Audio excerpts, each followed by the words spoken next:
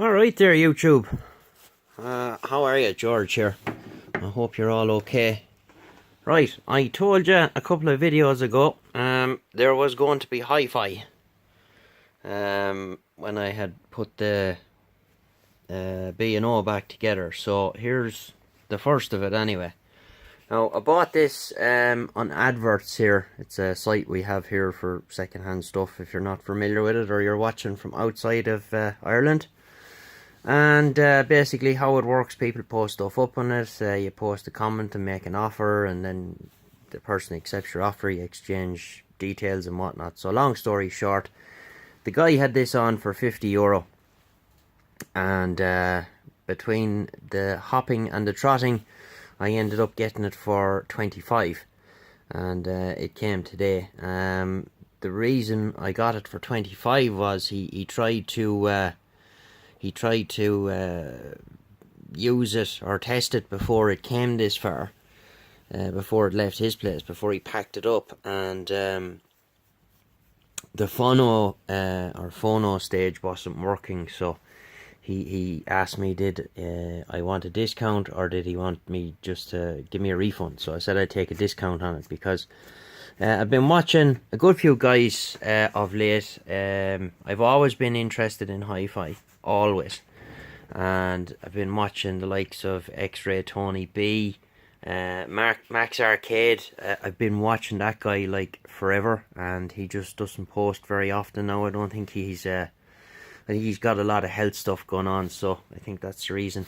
Anyway, long story short, I bought this thing, and when I looked it up, I went on to Hi-Fi Engine, which is a site I frequent quite a bit, and basically anything you want to know about any integrated amplifier, receiver, whatever the case may be, you'll more often than not find it on there. I could find nothing on there about this thing. In fact, even on Google I could find nothing about it. I could find one picture that was on Pinterest of it. Outside of that, couldn't find anything. No service manual, no spec, no year of manufacture, no nothing. So I was kind of intrigued, and as well as that, it's wood. I have a thing for ones with wood on them. So I'm not going to try power it up. We'll crack it open and have a look around inside and see what's going on. Right, so we get the case off. It's just held on with 4 Phillips screws.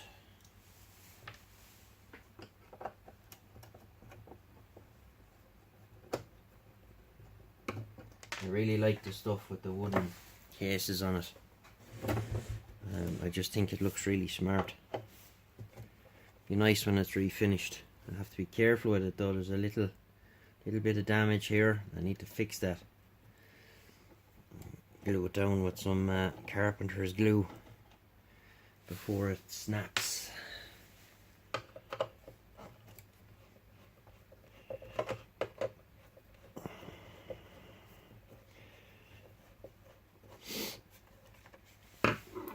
Okay.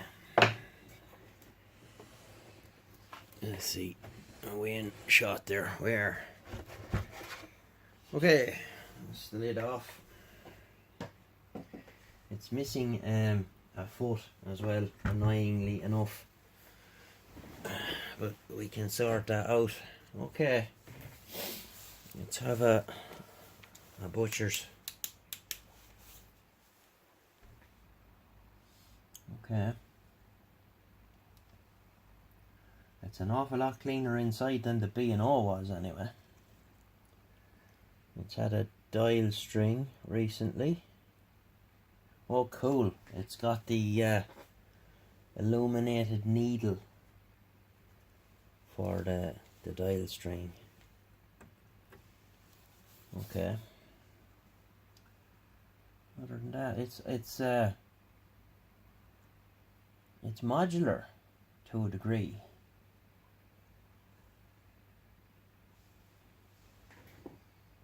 Trying to see I'm trying to see the number on the power transistors in it, but they have a little bit of Sony D291, I think. Of course, they have surface rust on them, so I can't see. I think it's D291. Okay. Right, so I just whipped the camera out of the... I just whipped the camera out of the tripod there, and we'll have a look. This thing was improperly stored. That much I can tell you. There's quite a bit of surface rust inside in it here, and I'm after spotting another couple of things as well.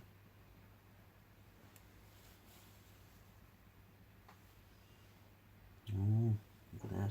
Cooked resistor. Anyway, let's get the camera out of the tripod and I'll show you what I'm after seeing.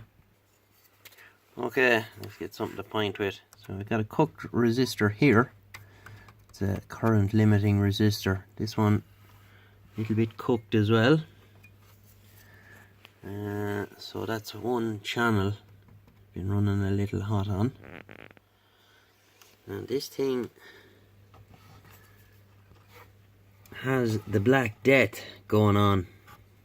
Do you see what I see?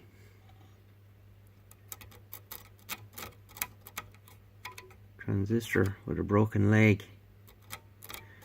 All the legs of the transistors are corroded.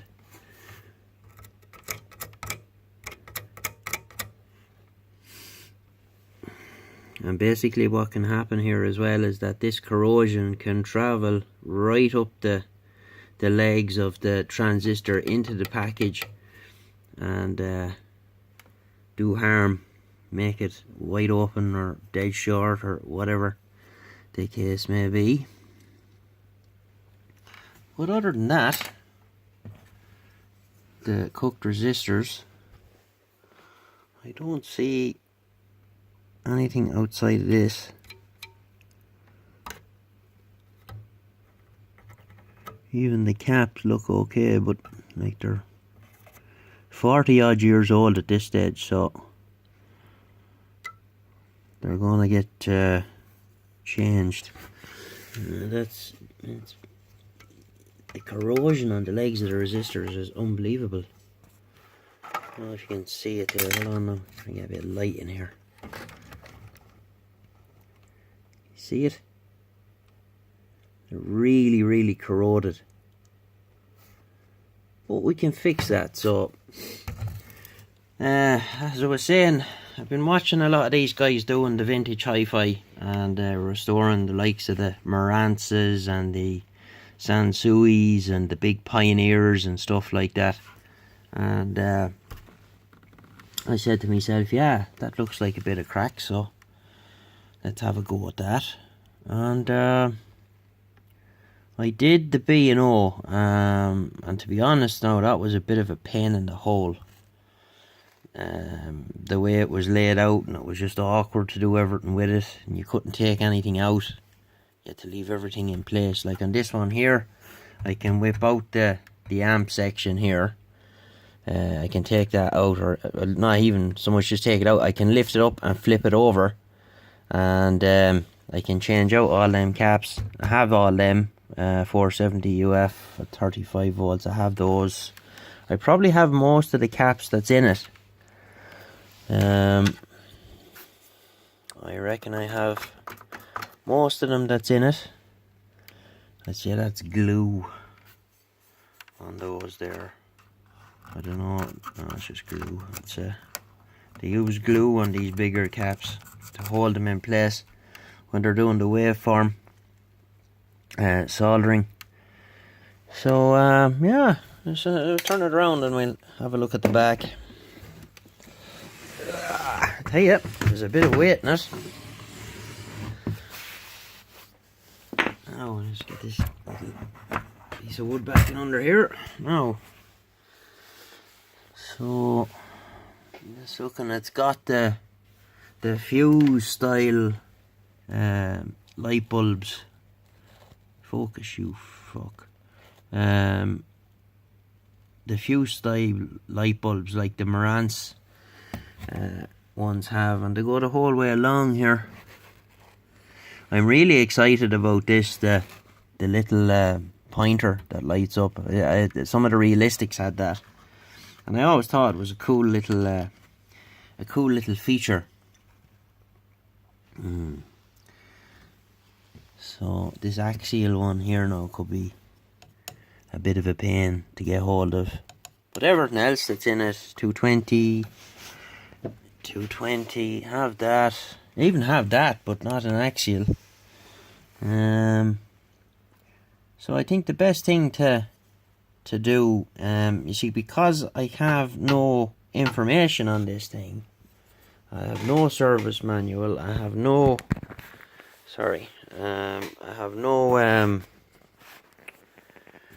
data, so I physically have to sit down and go through it and write down on a sheet of paper what caps is in it, what transistors are in it, and make up a list of stuff that I need to rebuild this thing, and get all that organized. So you're not going to see this for a while now.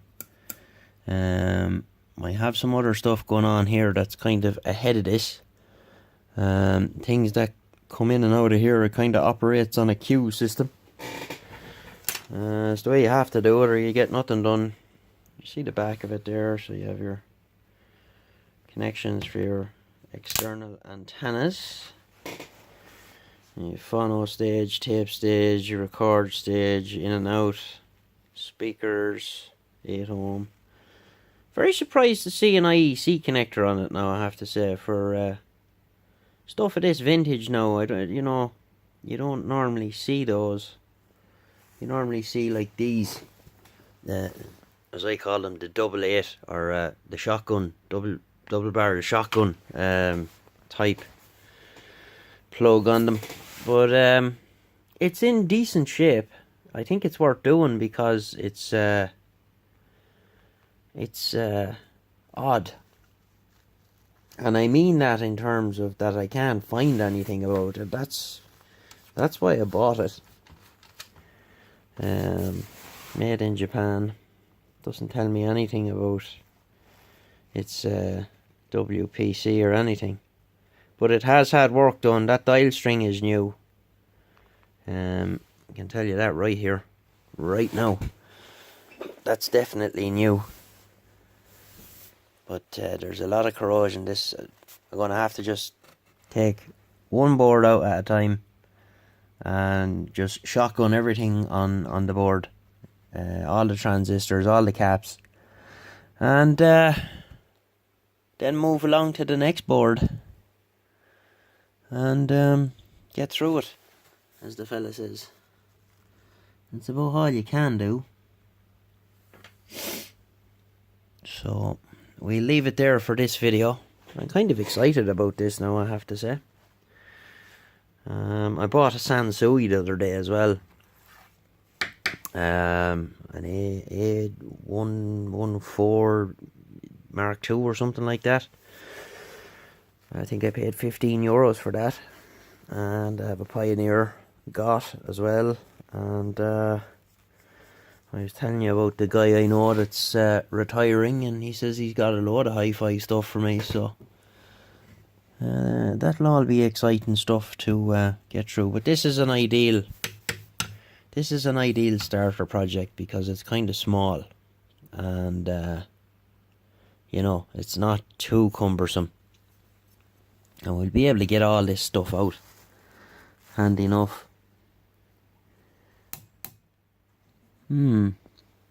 Anyway, we'll leave this video there for now, and we'll get you somewhere along the line in the very near future. Thanks for watching. This is George, and we'll get you in the next one. Bye bye.